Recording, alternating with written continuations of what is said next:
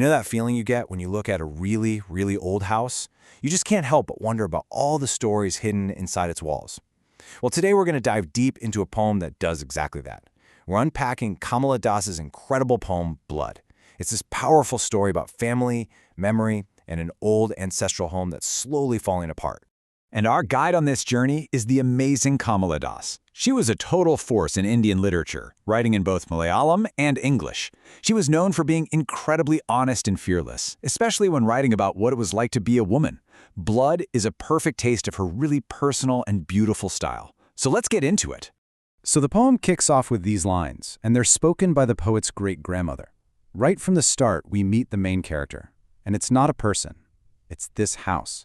This 300-year-old house. And it's not just a backdrop. It's a living thing that is literally crumbling before our eyes. Okay, so here's our game plan for really getting to the heart of this poem. We're going to break it down into 5 parts. We'll start with the house itself, then we'll hear all the stories about its amazing past. We'll get into this whole idea of blood, then look at a promise that was made and broken, and finally we'll see the house take its very last breath. All right, first up, let's just take a moment to see how Das describes this decaying home. I mean, she doesn't just say, it's old. Oh no, she makes you feel how old it is. You can feel its tiredness. The way she writes is so vivid. You can almost feel that dampness, right? You can picture those cracks spreading across the walls. This isn't some perfectly preserved historical building. This is a home that's been fighting a long losing battle against time and weather. And listen to that. The house isn't just sitting there quietly falling apart. It's making noise. It whines and groans. And then you've got rats coming out every night. It creates this atmosphere that's kind of spooky, but also really alive. The house is groaning under the weight of all its memories. Okay, so from this dark and crumbling present, the poem suddenly transports us back in time to a totally magnificent past. And it's all through the eyes of one person, the great-grandmother. She's like a living library of the house's glory days. I mean, just look at the life she remembers. Riding elephants, having a special jewel box, wearing fancy silks, and even marrying a prince. This isn't just someone missing the good old days. This sounds like something out of a fairy tale.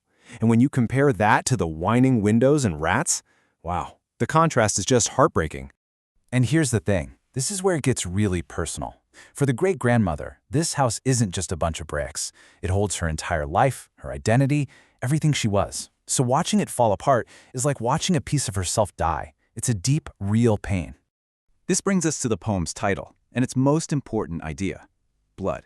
You see, the great-grandmother isn't just proud of the house. She's proud of the family line it represents, what she calls the oldest blood. So for her, blood was basically a way of measuring how important you are. She believed their family had this special lineage that was super old, pure, and just better. It's a way of thinking that comes from a very different time, a world with clear lines between the rich aristocrats and everybody else. And she did not hold back when she talked about it. Just look at how she describes it. Their blood is thin and clear and fine. But the blood of other people? She calls it thick as gruel and muddy as a ditch. It's pretty shocking to hear, right? It really gives you a window into the mind of someone watching their whole world, and its values just fade away. So now that we understand all this pride and all this decay, we finally turn to the poet herself. As a little girl, she sees her great-grandmother's sadness and makes this huge promise, and that promise becomes the emotional core of the whole poem. It's just the sweetest, most innocent childhood promise, isn't it? You can just hear her little voice, so full of love and so sure she can fix everything. She sees the pain and truly believes she can turn back time and make the house grand again. But then, well, reality hits. This is the voice of the adult poet, looking back, and she sounds tired. That big, beautiful dream of rebuilding the house just smashed right into the hard wall of real life. It turns out, getting very, very rich is not so easy. And that childhood promise starts to feel like a very heavy weight.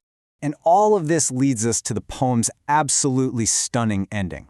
This is where the story of the great-grandmother and the story of the house become completely intertwined. You realize one just can't exist without the other. So at 86, the great-grandmother dies. And that description of her, a woman wearied by compromise, is just so perfect. She spent her life trying to hold on to the past in a world that had already moved on. And when she dies, the very last living connection to the house's glorious history is gone. This part just gives me chills. The writing is so beautiful. The poet makes it seem like the house itself is dying right along with her. The windows are like eyes closing for the final time. The pillars are groaning in pain. The rooms let out a final sigh. The soul of the house is gone. And in that moment, the full weight of that promise she couldn't keep comes crashing down on her. She has to leave the house behind, knowing she couldn't save it. It's like she's haunted by it, always asking this old home for forgiveness. And the poem ends with this really strange and complicated plea. The poet says, "Go ahead, blame me, call me selfish." She takes the personal fault, but then she brings up that same idea her great-grandmother was so obsessed with. She says, "But don't blame my blood."